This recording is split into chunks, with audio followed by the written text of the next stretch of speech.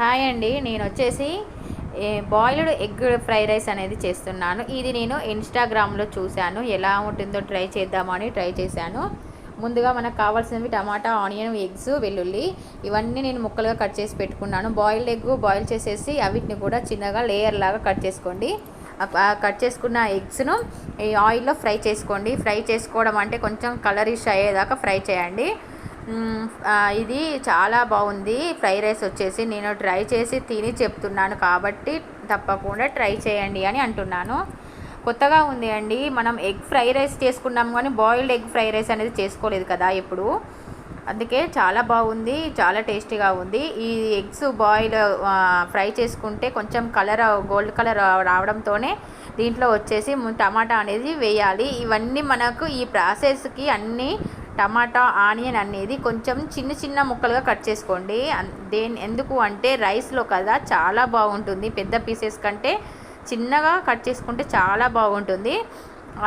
టమాటాలు వేగిన తర్వాత ఆనియన్ అనేది వేయండి. ఆనియన్ వేగిన తర్వాత పచ్చిమిర్చిని చీలికలుగా చేసుకొని ఒక 3 అయినా 2 అయినా వేసుకోండి. ఒక 2 స్పూన్స్ కారం వేసుకోండి.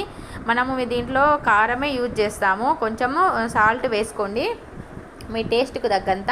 తర్వాత పసుపు అనేది యాడ్ చేయండి. తర్వాత వచ్చేసి పచ్చి ధనియాల పొడి 1 స్పూన్ అనేది యాడ్ చేయండి.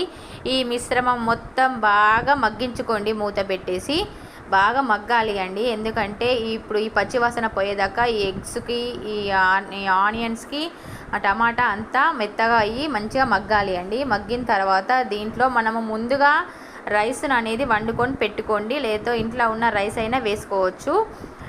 వేడి వేడి రైస్ వండుకున్నా కూడా బాగుంటుంది. మన ఇంట్లో ఉన్న రైస్ కంటే బాస్మతి రైస్ అయితే ఇంకా బాగుంటుంది. కానీ నేను ఇంట్లోనే యూజ్ చేశాను. మాది కొంచెం సన్నగానే ఉంటుంది. ఈ రైస్ అనేది వేసుకొని మంచిగా హైలో పెట్టుకొని, మనము హోటళ్ళల్లో ఎక్కువగా మంట హైలో పెట్టి చేస్తారు కదా, అలా చేస్తేనే దీనికి ఫ్లేవర్ అనేది వస్తుంది. అలా నేను ఆ గిన్నెలో సరిపోయేసరికి ఇంకో గిన్నెలోకి మార్చాను.